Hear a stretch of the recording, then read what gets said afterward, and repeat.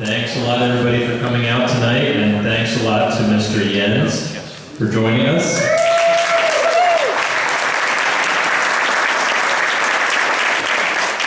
We put a lot of effort into all the plans for tonight, so thanks a lot to all of the people who contributed their efforts, all of our staff and everyone else.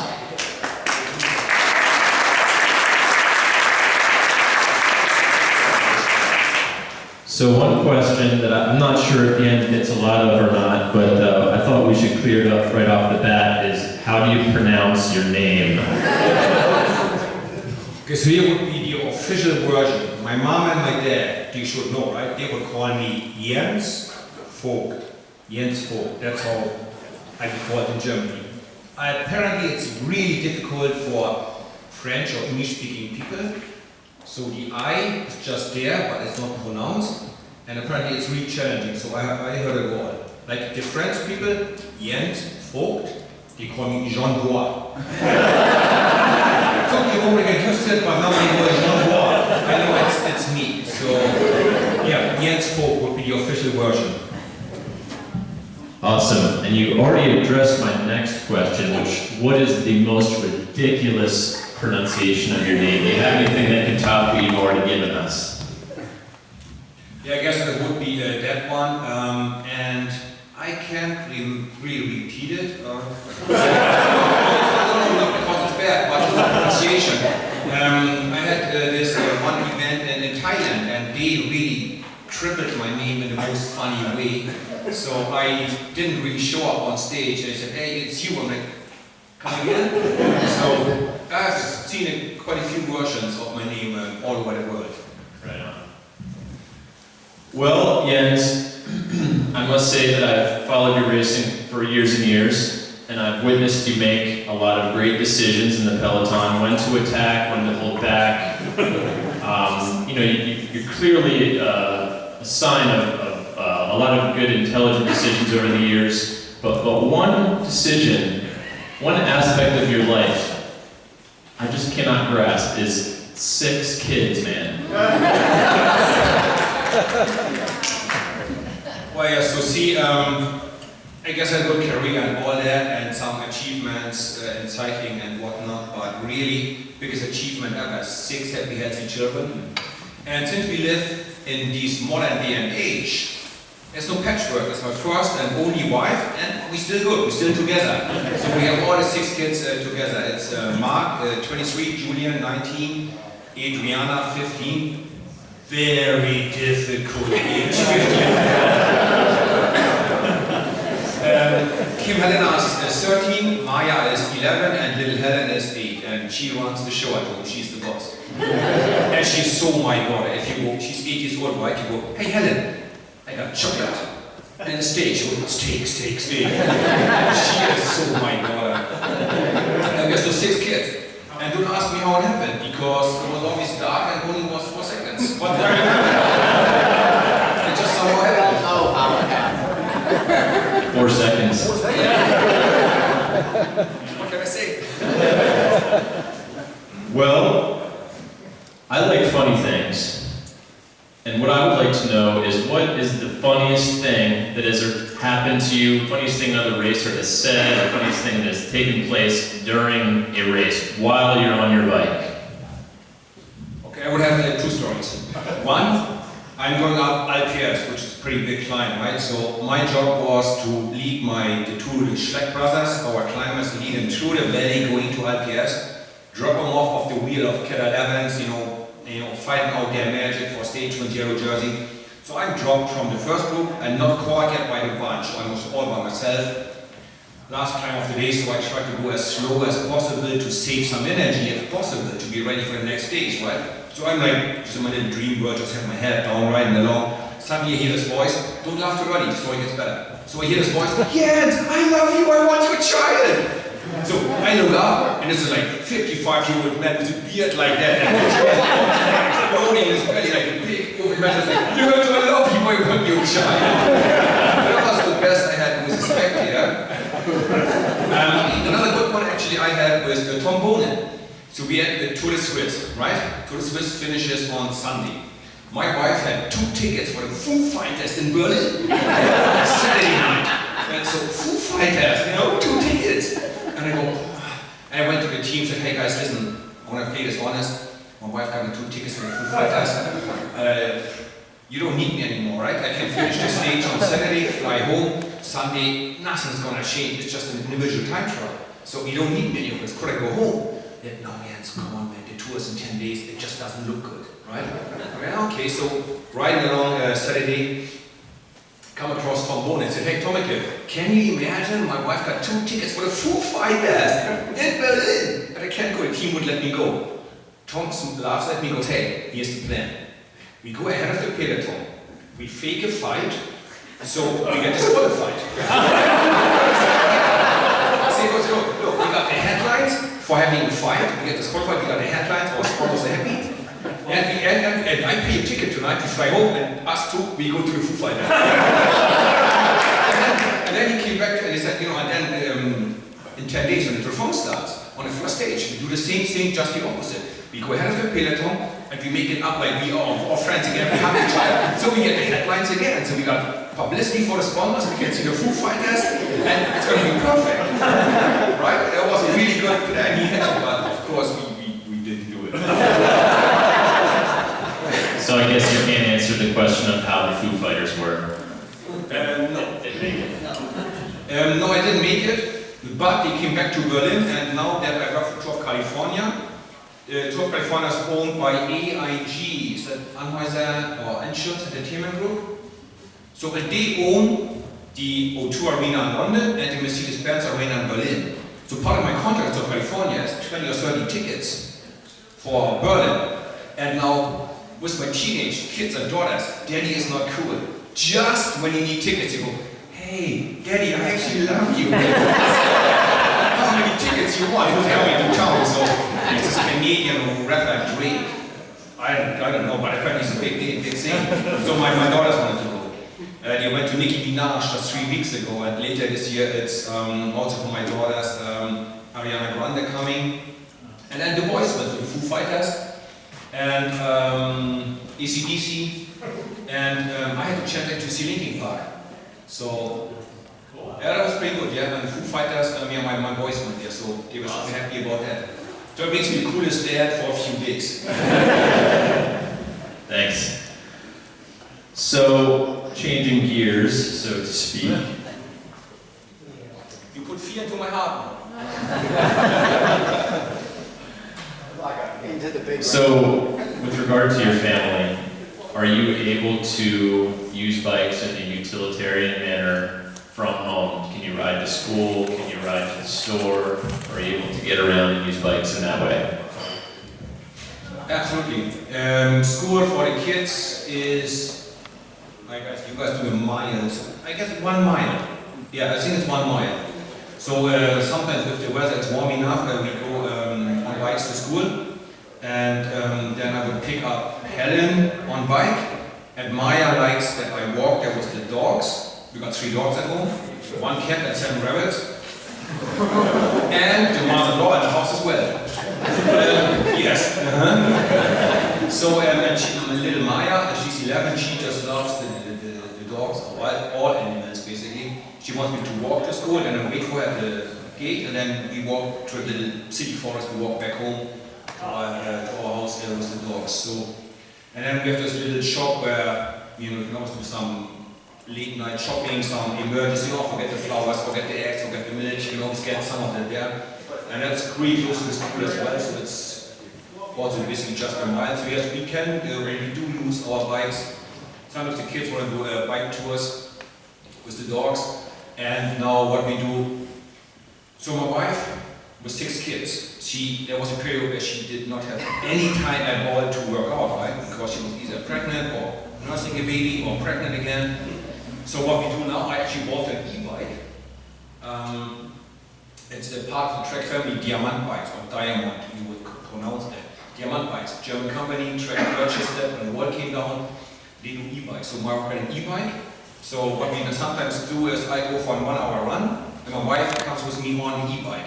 And we both, it's our little getaway, it's just her and me in the forest, you know. I'm choosing like a nice flat forest path, which is wide enough so we can be next to each other, and we actually can talk like grown-ups without whatever, the kids and the dogs and the mother-in-law, everybody's just listening, getting in the way, so it's just our little private getaways then, our little workouts. So yes, we do use the bikes quite a lot. Great. How about any life lessons that you've learned through racing your bike for so long? Life lesson is never give up, even if you think this is just the darkest hour and I'm just hitting the wall and I can't do it anymore. There's always a way out, there's always a tomorrow, there's always a bit of light at the horizon. Just never give up, there's always a way out. Team is important. Family as a team, or your team you work with, people like they help you when you have a bad moment. And whatever, months down the road, your friend might have a bad moment and it's up to you to help him up. So stay close with, you know, your team. And my dad, my biggest fan and my biggest critic. He's just full of wisdom. So he told me about the 3 W's, right? So never forget, first W, who is your true friend? My true friend, he helped me when I was a 12-year-old kid, when I was 17 years old. Cancellara, he has a million friends because he's the bloody Olympic champion, right? But who is the real friends? The ones they were there when he was not famous yet. So never forget who are your true friends. Never forget where you come from. And never forget what made you successful. Hard work and dedication. So if you follow the 3 W's, you're walking the straight path of life. Another one, path of life.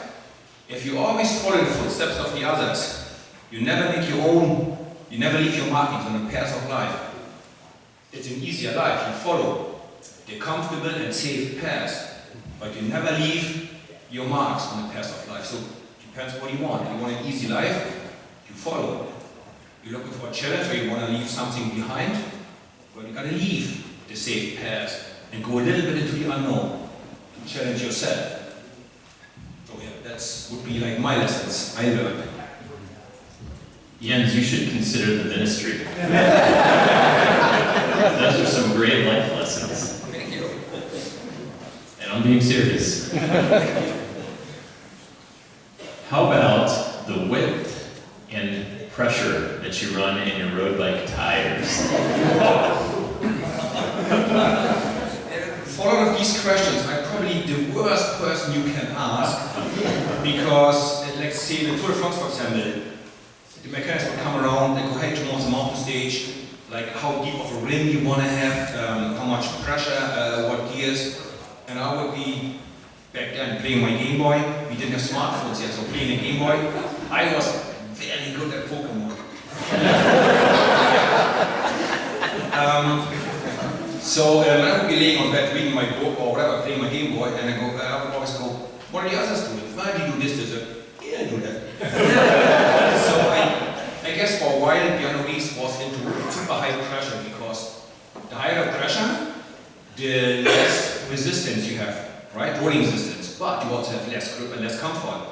So he would actually go to the tire sponsors or partners and say, hello, just make it light but as strong as possible. So I want to have as much pressure as we can. And I never really liked it so much because I was never a daredevil, right? And the more kids I had, I started to brake like 1 or 2 yards earlier. Every child, another 1 yard braking earlier. So 6 kids did a lot of braking and a lot of catching up. And you just have less grip. The bike just bounces off the road because the tire is so hard that you don't have like a smooth, like a grip. Or we would go up to 12 bars. Oh, can somebody translate that? 50 psi or something. I don't know, I just know 12 bars, that was the highest. And then we, normally it would be 8.5 bars. 8.5 bars would be the standard normally. And one time we had the first stage of the Tour de France was not just a short prologue, but a 25 or 24 kilometer time trial. David Zabriskie ended up winning it 3 seconds before Lance. And for that event, we had tires, 24 kilometer time trial. What's that in miles? 17 miles, maybe 16 miles. And we had tire with a guaranteed lifespan of 25 miles, 50 kilometers. So the mechanics glued these tires on and kind of like halfway pumped them up the week before and just let them hang in the truck. And you would warm up on different tires, you would do a recon on different wheels, you would do on a home train a warm up, you would ride to the start ramp, all with normal wheels. And then one of the mechanics would be waiting at the start ramp, you would get these precious tires only when you just walk up to the starting ramp, because you had a guaranteed lifespan for 25 or 30 miles. And it all worked out because he won the prologue to Yellow Jersey, so it was worth the risk. So, one thing that we all face is getting older. There was no reason to say that. You mentioned how, as a result of having kids, you break a meter or so earlier with every passing child. What I'm worried or curious about is how has your diet changed? What has changed about your body, what you eat, what you drink as you get a little older? Well, throughout my cycling career, I didn't change the diet too much. I had a system that worked for me, and I didn't really need to change much. As a matter of fact, and it's really bad and terrible and to realize that, but your metabolism slows down when you get older. So the same calorie burning and the same food input, you actually gain weight with that because your body slows down. You know, so that you need to cut down a little bit on that. Plus, I'm not riding 22,000 miles anymore per year, so that's hard. I have a lot of eating, and it's hard to cut down. So, and that is the one thing, or one of the few things I actually do miss about the cycling, the fitness, to be super fit, skinny, healthy, and feeling unbeatable, right? So, when I finished the hour record, my last event, you know, you have all the excitement, you kiss the family, you shake hands, you get your trophy, press conference and all that, and you go to have a shower to get ready for, you know, the Voigt party, your last event as a professional athlete. And obviously you don't wear much clothes in the shower, and I'd be there with a towel, and I look at myself, and it hit me like a kick in the guts. That's it. It's only downhill from here. I'm only getting older, fatter, slower, and it was really hard to lower the expectations on yourself to become a normal, normal human being. That was really a painful process to get used to that. And so that was the end of September, 18th of September, when I did our record. Then at Christmas time or whatever. I'd be there like one morning, brushing my teeth, shaving, and I go, oh, I got glove handles. And, oh, it's just terrible. So, you should start and change your diet a little bit, but I just find it incredibly hard. And just yesterday, I had 4 hot dogs. I had one. So I had a healthy breakfast, just fruits and yogurt and honey. Super healthy because I knew what's coming. And we had a bit of time in the morning, so we jumped on our bikes with Dustin Green, the track sales rep for Washington and Virginia. And he did like the tourist tour, like Lincoln Memorial, Washington, Jefferson, White House, the National Archives, where they have the original declaration or constitution. And then we had an hour left. We said, let's go to that Space and Flight Museum, Smithsonian, right? And right before that, there was this little food truck. And I came in. I'm going to feel American. I want a hot dog here.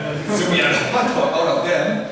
And then after the event we had was at the track bike shop, let's go for dinner, and we have a shop that's famous for chili hot dogs. The hot dog with chili on top, 10 million calories. We were fairly small, so I ended up having another 3. I'm from China, I said it at night, but I just so hard to say no because I just love food.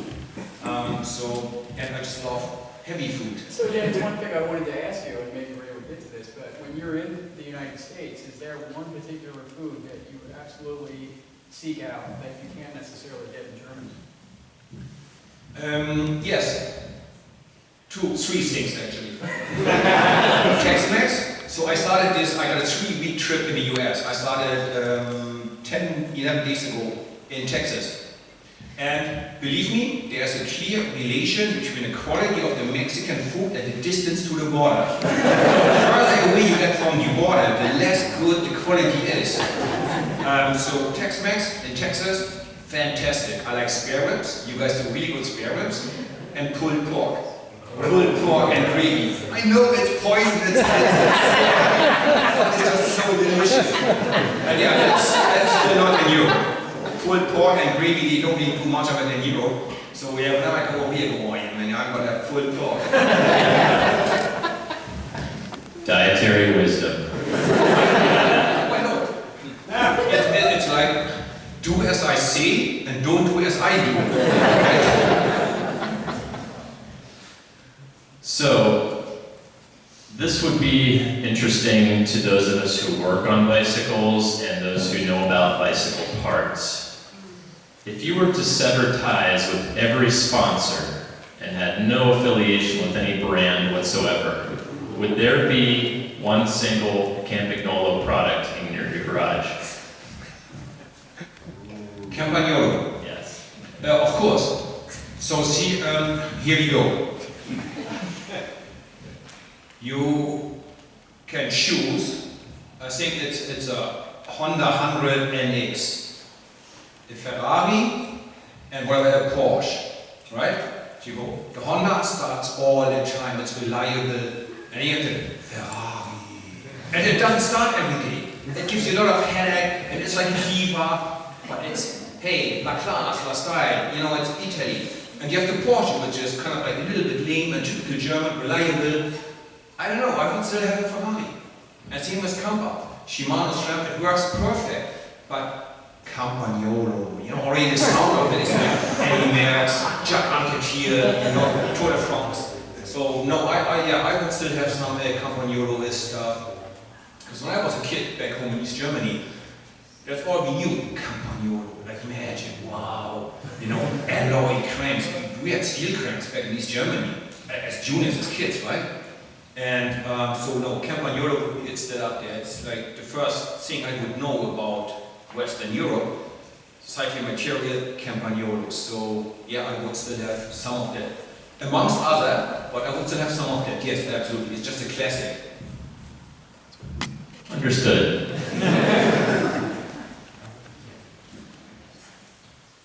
When you're at home, what does a typical day consist of? Okay, let's start at the end of the day. Here's like, you know, so now, my wife and me, 6 kids, 3 dogs, 1 cat, 7 rabbits, and the mother-in-law. So here's the end of the day. We lay in bed like, okay, the house hasn't burned down, no child has been broken arm, successful day. Every night, my wife and me, we have a full-on burnout syndrome. But you just can't give into it, because next day you gotta go out and do it all over again. But every night we feel like a truck just ran over us. We're like just flat, like a flat tire. Like, man, okay. All the kids survived the day, the house hasn't burned down, all the pets are alive, yeah, another day. So, 6:15 is the alarm clock. My wife gets up first, 6:20 whatever I get up. Then around 7ish, 6:55 we wake up the kids. So just like a little bit of time where you can have your first quiet coffee. Mother-in-law does the lunchbox for the kids already. We wake up the kids, make sure they brush their hair and you know all that. At 8:00, school starts. Then we have a bit of time. No, then I walk the dogs. Whatever, answer a few emails. There's always things to fix in the house. 12:50, the first kid got end of school, Helen. And then about 1:30, the next one. The older ones come home by themselves. Then a lot of homeworks, because apparently the way it works in Germany is the success of your children in school largely depends on the engagement and the effort the parents show to help the kids, to encourage them, and to explain again what you learned in school. Because school, I'm not really happy with the German school system. For example, we had normally a 13-year school with high school. So now in Berlin, they thought they're super clever, bring it down to 12 years. I guess just the industry, they wanted people earlier to be able to work, right? So now, they did 12 years in school with high school, right? Now, Berlin kids try to go to university in Bavaria. They go, we cannot accept your high school because it's just not enough hours. We have 2 years and it's just not enough hours. There's a minimum of hours required. So now our smart Berlin politicians went, we're not going to admit that we did a mistake. We just squeeze more hours into the day. So on paper, yes, we still have 12 years, but much more hours. So, and since they squeeze everything, they squeeze more in there, the kids have to start to learn complicated things earlier and earlier, right? And so now it's really often up to the parents to actually, okay, let me explain how we do this and this again. So sometimes I feel like a second teacher, so that's the whole of the hour, a lot of afternoon is gone, and then the kids do horse riding and hip-hop dancing, and they try tennis, and I guess walk the dogs again, or whatever, and go to the doctor with the rabbits. Just my wife had a late one with one of the rabbits to the doctor, so there's always some emergencies. There's always like, I feel like half of my life I'm just putting on fires, like from one emergency to the other. Yeah, so it keeps us really busy. Then sometimes at night, my wife and we go, look, let's just go to the movies, right? And since the mother-in-law lives in the house, we always have like a kind of like a built-in babysitter. So that's always good, you know. So we go, hey, movie starts in 15 minutes, let's go.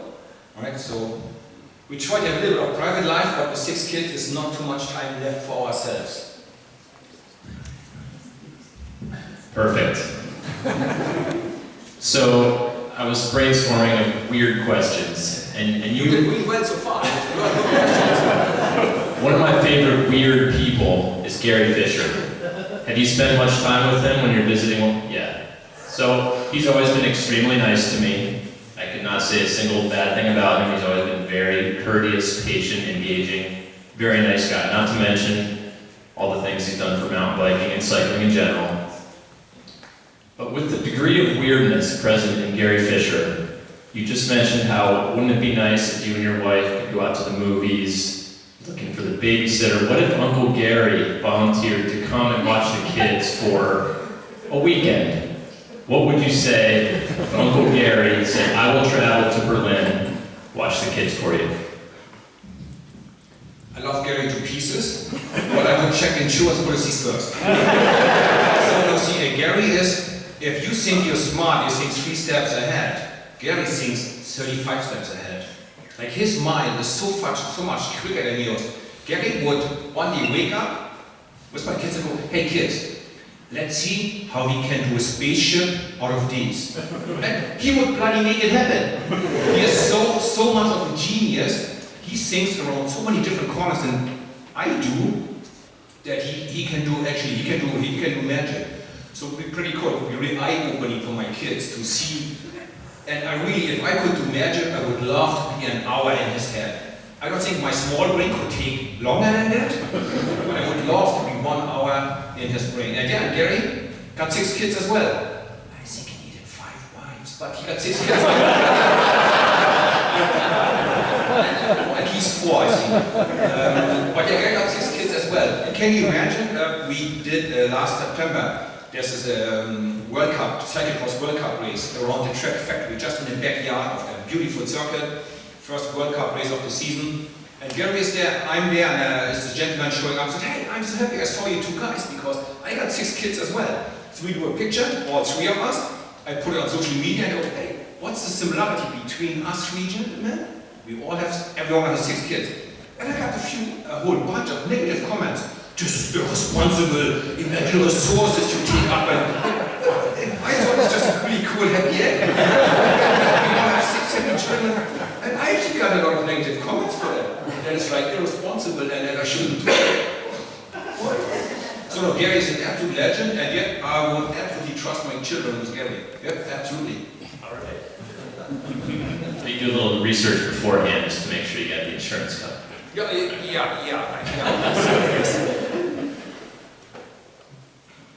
If you could go back to the young Jens Voigt and say, here's some advice I'd like to give you on something you could do that would change your life forever, something you could have done better, something you could have done differently, a different school you could have chosen, a different place you could have moved, what would you say to yourself?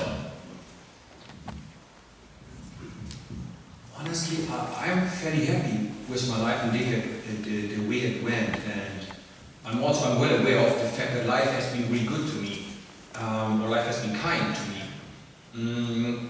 I would pick up cycling again. I would do that again. I would just tell myself to be more confident earlier in my career. To tell myself, look, you are much better than you think. Stop the crazy early breakaways. You can go with the big guys in the end. You know, stop wasting your energy with the early breaks. That would be one of the advices I would give myself. And but no, I wouldn't change too much in my life. If I can say there's one cycling moment that still sticks to my mind. It's in 2004 Tour of Georgia, right? And we had I think we had a sprinter in the yellow jersey because we had a bunch of flat stages. He gained a lot of bonus seconds. And then we had this really vicious steep climb, Grasstown Vault, I believe it's called. Yeah, that's it. And so it's 3 of us left. Lance, Armstrong, Bobby Julek and myself. Bobby is my team and I'm in the same team. Bobby goes first, Lance chases him back. And the second Lance reaches my friend Bobby Julek, I go boom, counter-attack. And I drop Lance 10, 15, 20, 30 seconds. And then he slowly comes back to me. And then I fell for his trick. So he came back to me and he was more dead than alive. But he came back to me and he planned it. So when he rode up next to me, he must have saved so much energy for that moment. Like he had a zip of water and super steep climb, like really super hard. And he just took a sip of water, let the water flow in his mouth. And oh man, yes, that was a tough attack, that was pretty good. But now I'm back here. And he was just about to fall off his bike, but I didn't know that. And it's a big Lance and I'm beaten. And I finished second. And later on I saw pictures and he was like, his face was white, his eyes were hollow. He looked like he's going to fall off the bike and later he admitted, man, you almost had me. So if I would ever could go back to that moment, I would look back and the second he would reach my wheel, I would go all in. I would either explode and finish 25th, or I would take it all in glory. But I was just hesitant. I fall for a trick. Good for him. It was a smart move by him. I almost had it, but I gave it away because I was intimidated. But that's one of the moments where I go, damn, I wish I could go back to that day. 2004 Tour of Georgia. So Lance won it in the end, I finished second. Well, we all know who should have won. Yeah, I guess. So, during the course of my life, and we're close to the same age, there's been a huge amount of change in technology with bicycles. Not just mountain bikes, but also road bikes. What do you think has been the single most important change that has affected road cycling? I would have to pick two. The index shifting, when Shimano came out with that was just revolutionary. And then the introduction of carbon everywhere. Carbon handlebars, carbon rims, carbon frames. That made the bikes so much lighter and faster, more aerodynamic. So that really changed the way cycling was. So when you see that the average speed of Tour de France goes higher, we don't get faster, just the bikes go faster, right? So with the same power output, you just move faster because you got the skin-tight aero jerseys, you got better helmets, more aerodynamic bikes. So the cyclist not necessarily get stronger, it's just the bikes are faster, the equipment helps us to become faster. So index shifting and carbon everywhere, these are the two things that really changed cycling and made it easier and better and more fun. Cool, I agree.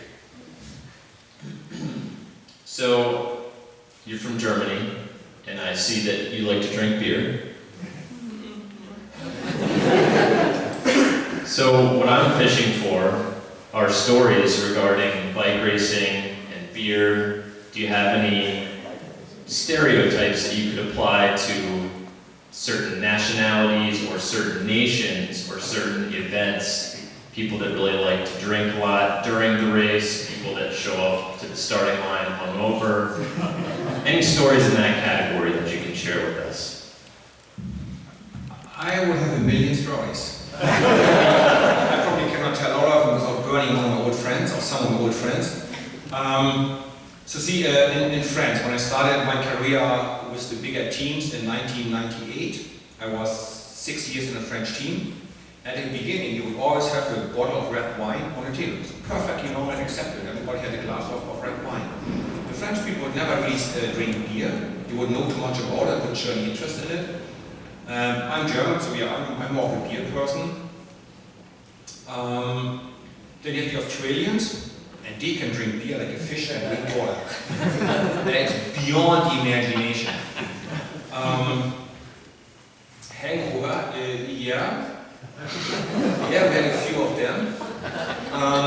And in 2008, I was in Team CSC and we won the Tour de France with Carlos Stas as our leader, and we also won a team competition. So the last stage is almost more like a parade, you know, at least to start off. The rule is, if you see the Eiffel Tower, the leading team goes to the front and slowly winds up the race. And the first time you cross the Champs-Élysées, it's, depending on the year, 6 to 10 more laps to go. The race is open. First time, Champs-Élysées, the leading team get the honor to cross that line first for the picture, and then the race is open. Everybody knows that, everybody expects that. But to start off, it's fairly easy.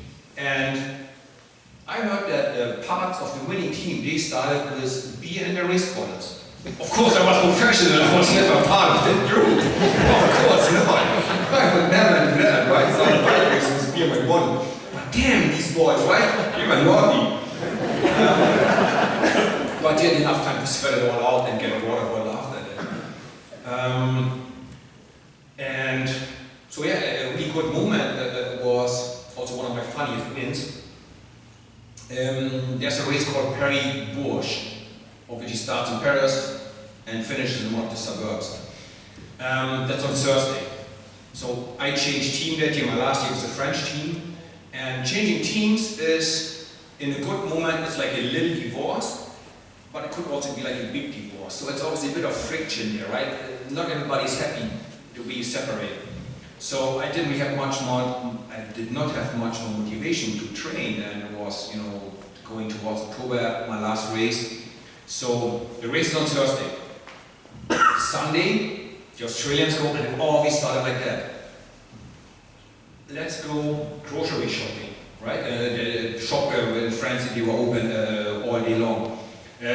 So we show up there after training and we go, actually we're a little too early to have a coffee. We'll have a coffee. Yeah? Let's go for a grocery. It's 6 now. Let's go for dinner into town. Right? Yeah, let's go dinner into town, right? Sounds good. So at 7 in a restaurant, having 1 beer, 2 beers.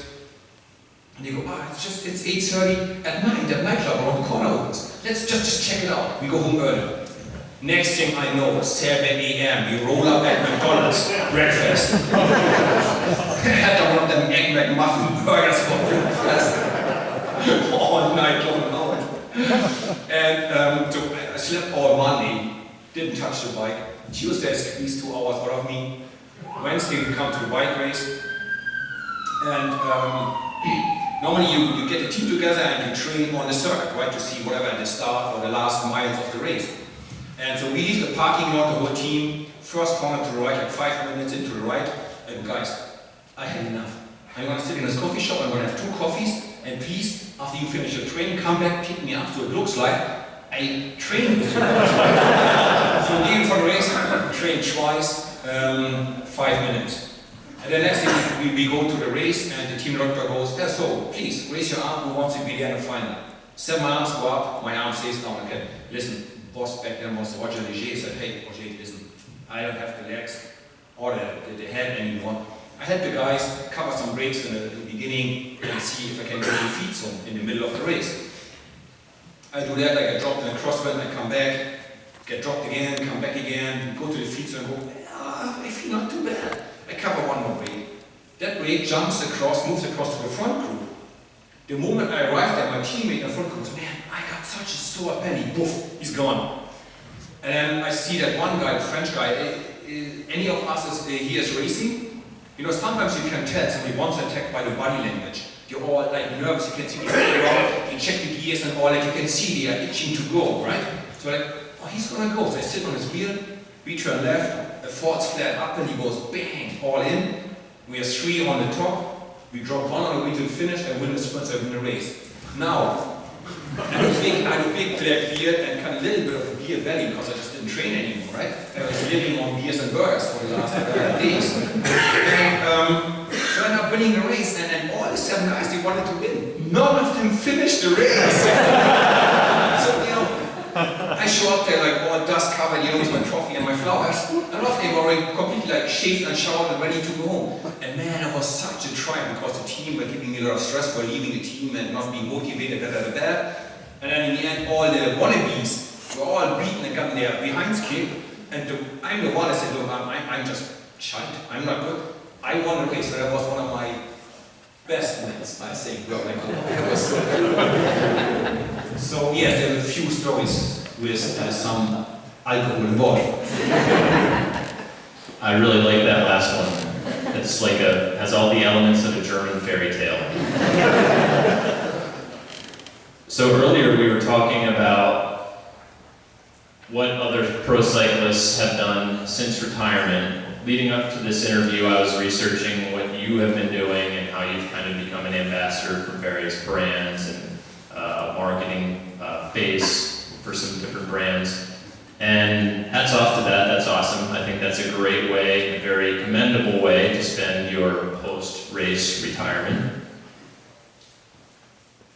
But what I'm wondering is, if you weren't doing this, if you weren't acting as a marketing ambassador, what would you be doing? Yes. If I would be a single and wouldn't have much responsibilities, because I'm raising 6 kids, it's $1 or $2 you need for that. So if I would be single without any commitments, I would be owning my own bookshop, and the bookshop would be as big as this little corner. I would be my best customer, and I would have coffee, like a little coffee corner, and I would be sitting in my own bookshop, drinking cappuccinos all day and reading all my books. And I guess I would actually kick out customers, like, just go, leave me alone. I cannot feed the family with that, but the bookshop is a little coffee corner where people can sit down and, do like a little test read about the books.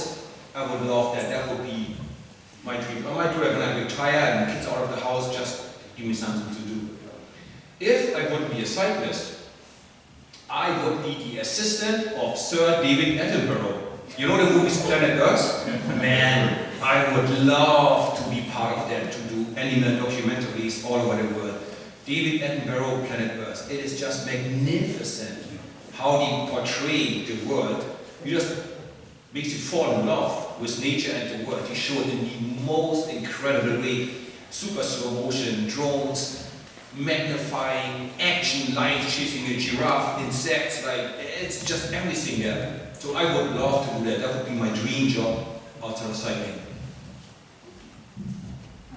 Sounds great. What's the, following from that, what is the most beautiful place that you have ever been? I guess I would say on your bike, but we could open it up to everything. Where would you like to go back? What's been the most beautiful place? Again, I must say life has been kind to me and good to me. So, if money is no subject, I would say South Africa. The Cape Town region is just so beautiful, right? Australia, 150 miles out of Melbourne, which is the state of Victoria, they got something called the Grand Ocean Road. So it's a little bit on a cliff. And it's not right now on the beach, but on a cliff. And at one moment they have a rock formation out in the water called the 12 Apostle. Well, the waves have taken down like half of them, so it's maybe the 6 Apostle. But it's called the 12 Apostles. And we rode past it with an event, a cancer charity event, Tour de Cure, which I'm doing every year since retirement. So we're riding past the Grand Ocean, and the sun came in the right moment, the waves crashing through the rocks, and even me as a grown-up man, I just went, oh. Honestly, it is magnificent. But then again, I saw the waterfall in Greenville, is it South Carolina? Where John Shinkaby and Christian van der Velde live. And you got like this little walking path, like walking bridge. It's light up at night. It's beautiful. You can sit there, like have a little cappuccino, look at the water. Lake Tahoe, superb. The Garden of Gods in Colorado Springs. Some places in Germany, like Forst in Germany. So I was lucky. I've seen many, many, many beautiful places. It would be unfair to pick one over the other. There would be at least 10 where we go all at the same level of being beautiful and impressive. So I could really pick one. But yeah, I guess, yeah, there's a few I mentioned. So that's all the questions that I have. I'm going to open it up to the audience, and I'll allow Jens to call on people. There you go. Before we start that, here's my challenge. Surprise me with a question I have never heard before. So the best thing, the worst thing on the bike, as you can imagine, I had it once or twice. Something I've never heard. Okay, can we do that? Alrighty. Yes sir, you were so quick. Go. Has your wife ever complained about the amount of bicycles you have in your garage? Very good. That's a very good start. No, she doesn't, because she knows it's my job. It's all a passion for it, but it's still also my job.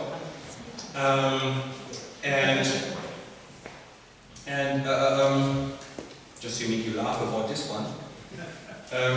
It's fairly leveled out, because one day I often do the kids watch. My wife is whatever she needed to do.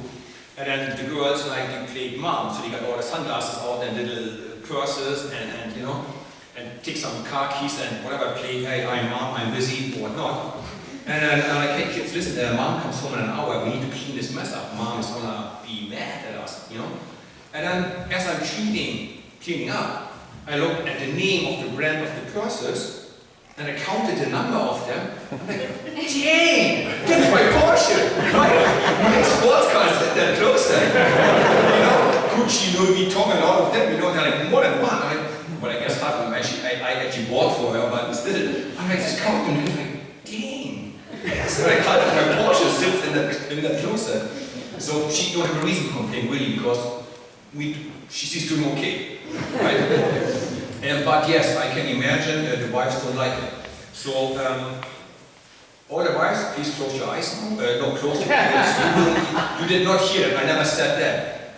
If you have a bike that's, let's say, black and red, just buy another black and red bike. I don't think you will pay too much attention. Yes. So, you know, I mean, it's like me. I cannot separate the Gucci bag from the Louis Vuitton bag. So maybe you're all the same. You're kind of like brown with leather.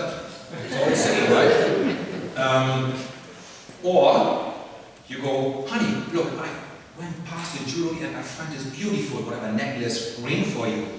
And then in the slope, in the small one, you go, and I bought this one for you. Honey, look, I love you, and here, this is all for you, and I bought this bike for you. But kind of sugarcoat it a little bit if that works for you. Or you get your wife engaged in cycling, so you can cycle together. Yes, ma'am. I certainly can't even imagine how difficult it is to ride for the France with the Alps and the Pyrenees and whatnot. So I think I have an understanding why riders choose to go because of recovery. But of course, that's not acceptable. And I would like your opinion on that. Everybody heard the question? Yes? Okay. So, no, I don't agree. People take drugs because they want a shortcut and an easier way to money and fame. Point. It's like people robbing a bank. Oh, you lost your job. Is that a reason to rob a bank and shoot a bank teller? No, it's not. You want quick money, you want easy way, right? But yes, it is incredibly hard. And yes, recovery is a very important part of it. But see somebody from a modern, wealthy country, middle of Europe, US, Canada, I don't see a reason for them to do it, or at least not a reason I can understand or I can justify. It's different if you come from, like, let's say, the middle of Africa, or whatever, the Ukraine, you know, and like your parents work on a farm for like $1,000 a year. Like they working on that farm from 6 in the morning to whatever 8 at night for $50 a month. You go, I'm going to do whatever it takes to get away from this life. Or you work whatever in a coal mine in China. I can see, yes, I'll do whatever it takes that I don't have to do this. And then I'm going to take my parents out of the misery and make our family have a better life. I see the temptation there. But on the other way, no. I believe it could be an easy excuse, like when people go, oh, everybody did it. No, right? If you steal like a candy from a kid, your excuse is, well, everybody steals candy from kids. No, and it doesn't make it right.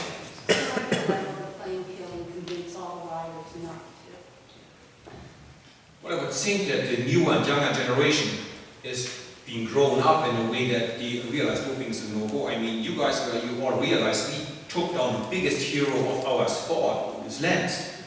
And it took maybe 5, 6, 7 years, but in the end, I don't think there's much escaping from it. And it was a long and painful process. And as stupid as it sounds, in terms of financial background, cycling would be better off if we would have covered the story with Lance. I wouldn't have to answer this question. We maybe would have more sponsorship, more TV showing the sport. So it did hurt the sport a lot, right? But I give us credit for, okay, it's going to be a painful thing, but we're going to go through it now. So hopefully the younger generation, they grow up in a way that they go, doping is a no-go, there's no way out, and it's going to come back to you, right? I mean, a shortcut looks really tempting to start off with, but it's called Highway to Hell and Stairway to Heaven. So it's a much more difficult path, you know, and it looks tempting. Oh man, if I just do this, I win more money, I get a better contract. But these things tend to come around and bite you in your behind. So education, tell your people, look, we're gonna catch everyone, having a good testing system, and hope that they always develop quick enough a new test if there's a new drug coming out. And so see, when I retired, my contract, or a cycling contract, is January to December, like 1 year is one contract. So my contract runs out 31st of December 2014, right? And my last event as a cyclist was on the 18th of September, so 3 months earlier. And they announced I'm going to retire and whatnot. I had the last not announced early morning training control on the 29th of December. Even my wife said, are you kidding me? My husband is 43 years old. Do you really think he's going to have a secret comeback, or he's doping just after Christmas? What the heck? What a waste of money that is. My dad's German. Things got to be in order and in control and whatnot. So yeah, 2.5 days, whatever, before my contract runs out, and I didn't even train anymore at that time. And I also would have to give, you ever heard of the system with the whereabouts? So if you're in the highest testing pool, which I was all my life, you gotta give in advance, 3 months in advance, where you're gonna be at each single day, and you're gonna give in 1 hour per day, 3 months ahead, where you will be precisely at that moment, at that time. And if they come and test you and you're not there, it's a missed test. 3 missed tests within 18 months or a year will be treated as 1 positive case. So if you miss your testing 3 times, and in my 10, 15 years, I think I had 3 missed tests. Missing a flight, forgetting about to update your whereabouts. So every 5 years I had 1, and you are stressed a lot, because your whole life, your whole reputation is on the line if you have a few more missed tests. Because really, apart from your wife and your parents, nobody's going to believe you. You're all going to go, yeah, that's what you all say. So I was terrified, you know, so yeah, 3 months ahead. And imagine, just like looking at the bigger picture, human rights. Imagine like your employee, whatever, you work at General Motors, and you go, listen guys, we don't trust you. I think you all smoke pot. We want you to give us where you're going to be for the next 3 months. That would never pass, never ever. So sport, and it's all the sports, all Olympic sports have to follow the same program. Sport, we actually do go a long way to actually try to prove that we are clean, try to have a level playing field, and also give some transparency. Did it answer the question? Yes, thank you. Okay. Yes, ma'am. Sir, sorry. Yeah, I know while he was alive, Robin Williams was a huge fan of the tour and of cycling. I'm curious if you ever got to meet him or ride with him, or if you have any interesting stories about it. Which one? Robin Williams? He came to the tour a few times, and actually we did shake hands once, and he actually knew one or two things about me. So he said, yeah, I know about you and the sharp legs, and all. I'm like, wow, that's cool. But in the tour, you know, you are so focused and you're under so much pressure and stress, you don't have too much time. And you just don't have the energy or the chance to hang out before or after the race. All you want is just to relax and recover to get ready for the next day. So apart from a few like handshakes and hi, how are you, I didn't really have a chance to really talk to him.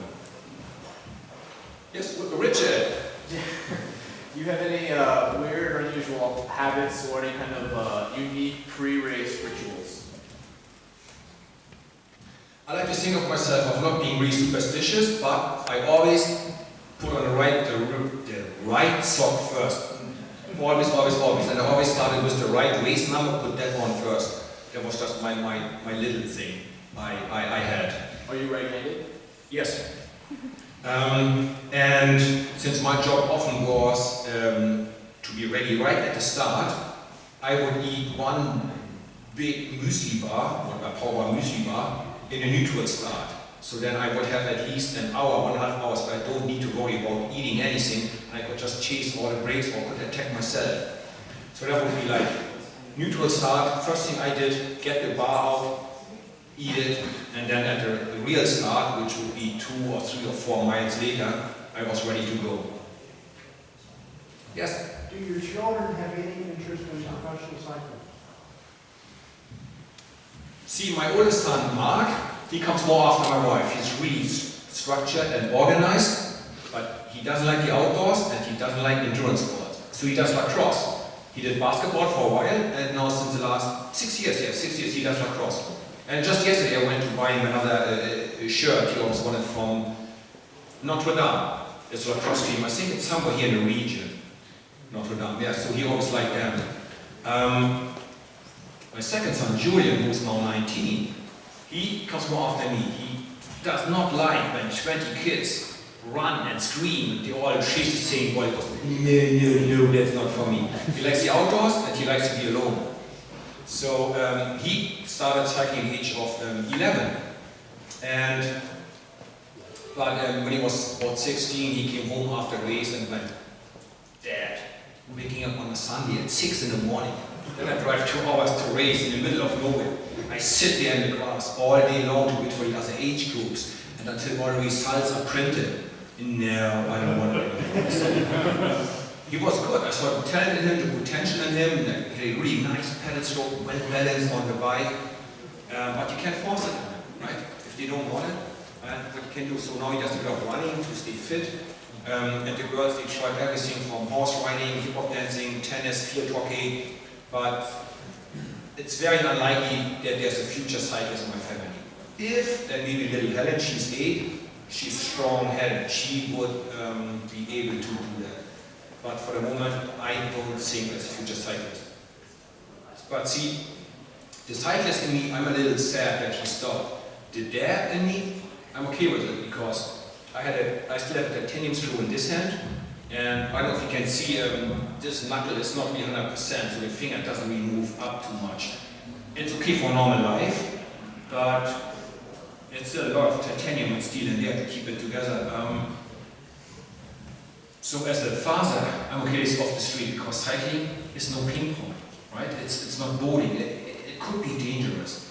So I'm okay with this decision to not be on the road. My wife is super happy that he stopped. She went, look, like I waited 20 years for you to come home, and now I need to do it for another 20 years, so she's happy about it. But I saw the potential in him, so I'm like, it's a little bittersweet that he stopped.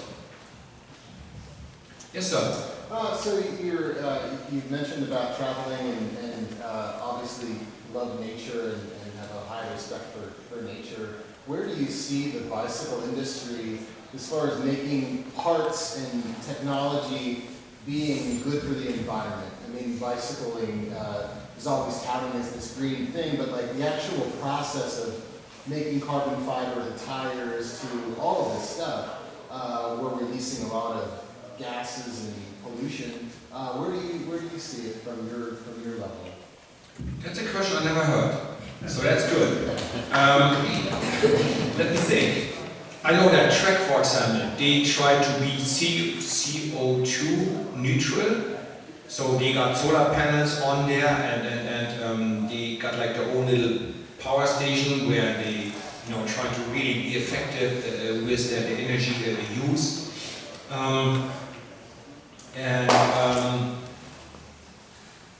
In all honesty, I don't know too much about the process of producing the bikes.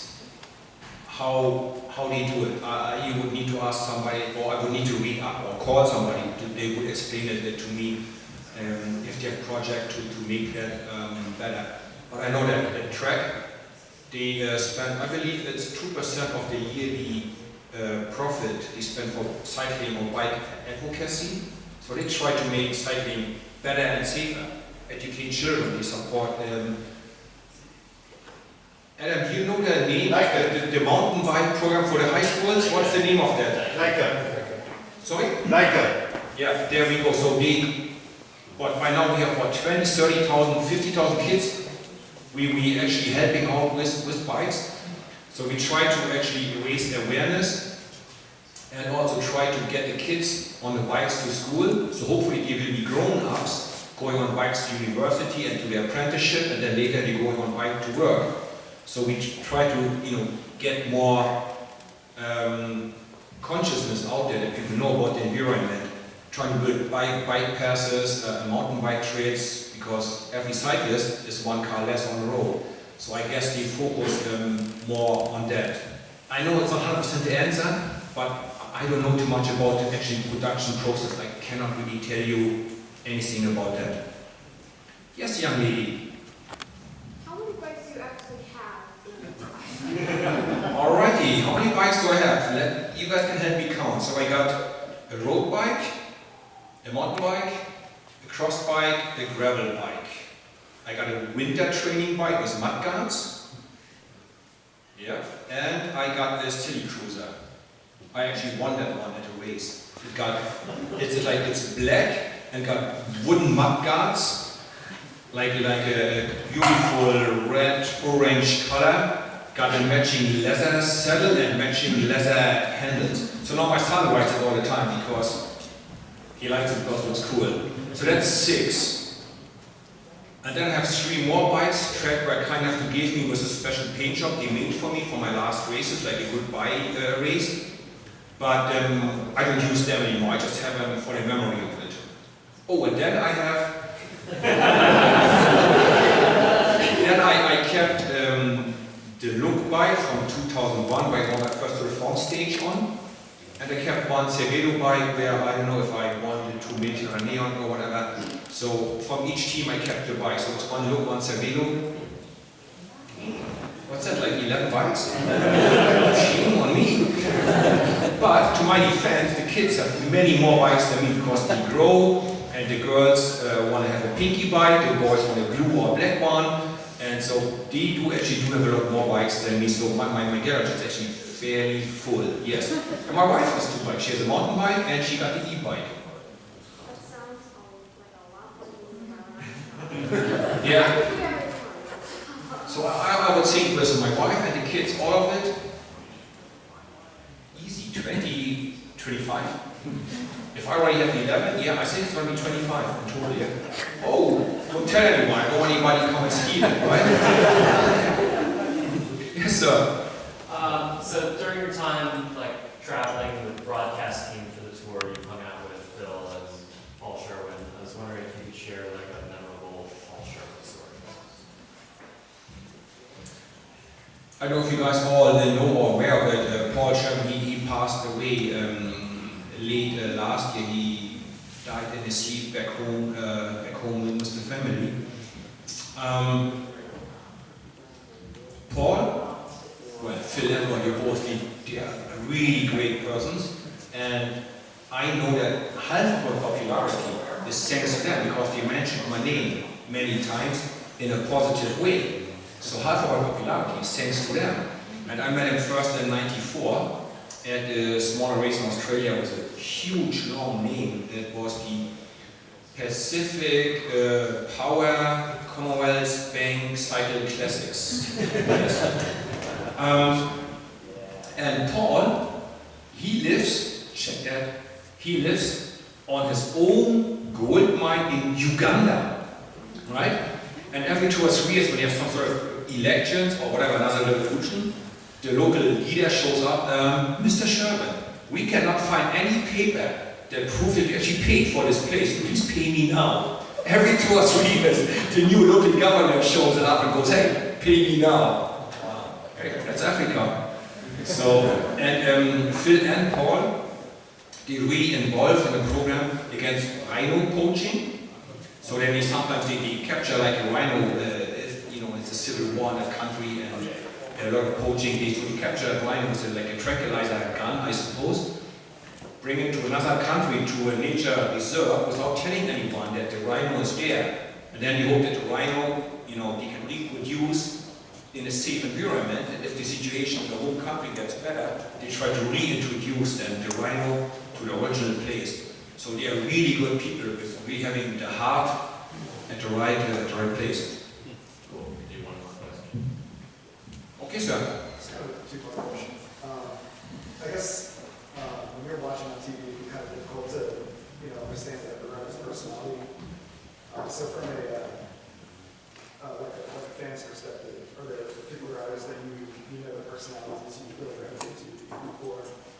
And then also, whatever you consider to is, are there things we should be watching out for those people to be successful? I am such a huge fan of Peter Sagan. I would go that far. If I ever grow up, I want to be like him. He's an absolute legend, and he's also a really good person. Like, can you imagine Peter Sagan? Twice, once in his World Championship, twice he came to me to apologize for his team chasing me down. I'm like, Peter, that's okay because you cannot win if I'm out there, and I can, and I cannot win if we both come to the finish line together. I'm never going to win against Sagan in the sprint. So it's just that's cycling, conflict of interest, right? One time to California, biggest honor ever. Like, I tried to go on a break, couldn't make it, and I always had like some of the Liquigas, back then Liquigas guys, that Italian team, so like the lime green. And like, what the heck is going on with you? And back then they had George Bennett in the team. And George came back and said, Jens, look, this morning team was, whatever happens, only thing, don't let Jens go. Whoever wants to go, let him go, just don't let Jens go. Peter Sagan's team, he's in world champion jersey, goes, the biggest threat today off the stage is Jens. I'm like, oh wow, this is so cool. I mean, it's terrible for me because it killed my racing, but it's such an honor, that in the team was of Peter Sagan, okay, the only threat today is Jens, don't let him go.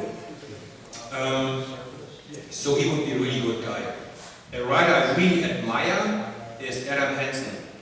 He doesn't make much noises, he's a really smart, intelligent guy, really good sense of humor, like soft-spoken, old-school gentleman, never gets angry, and he is the toughest cookie you can imagine. He is the guy that did, I believe, at least 4 years in a row. He started and finished every big race, like the Giro d'Italia, the Tour de France, and the Tour of Spain. 4 or 5 years in a row, started and finished all of them. And to top this off, my first year as a commentator, 2015, so I retired, and I'd be commentating Tour de France. This race started in Holland somewhere. Second day, stage, crosswind, rain, terrible crashes, stress everywhere. Adam Hansen crashes, and on live TV, he sits in the mud, in the gutter, got a dislocated shoulder, and he goes like this. And goes back on the bike, and not only finishes the stage, but the whole Tour de France. He crashed and he puts his own shoulder back in place. Unbelievable. I think of myself as a pretty tough man, but oh no. So Adam Hansen is another one I really admire. He produces his own shoes, his own saddles. He's a really smart guy. Awesome to talk to him. Really good character. In the future, this year will be the last year for every normal bike rider who wants to win the Tour de France. If anybody wants another one, this year or never, because from next year on, 5 years in a row, Egan Bernal is going to win. The young Colombian kid who won Tour of California last year. And maybe this year is still a little bit too young, he still have to work in the service of Chris Froome or Geraint Thomas. But 220, there's no stopping anymore. He's going to win a Tour, I guess, 5 years in a row. So whoever wants to win a Tour, it's going to be this year or maybe in 6 years' time. Talking about Americans, I really do like Nelson Poles, how do you pronounce that? Young American kid, Nelson Poles, I think. Poles. Yeah, I think he got the potential to, he's strong as a horse, he's young, but we talk about the future, right? So I keep an eye out for him since I ever raced with him or I ever met him, so I think he is a good kid, he got a chance to be something big in the future. Okay, very last question then. What about Leeds?